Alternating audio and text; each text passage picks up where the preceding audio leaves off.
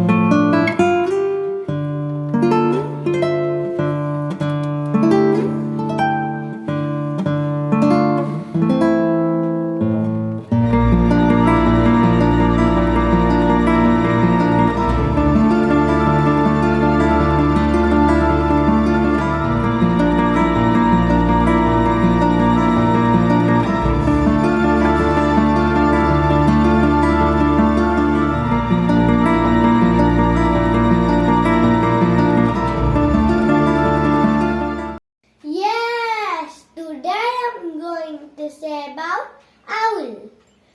The owl is a nocturnal bird. Means it is a night bird. Owls have wide eyes, sharp beaks, broad wings, and they have a light body who helps them to fly silently. The yellow owl is the tiniest owl in the world, and the great grey owl is the biggest owl in the world. Owls can rotate their neck at 360 degrees. Male owl is called owlcock. Female owl is called owlhen. Baby owl is called owllet.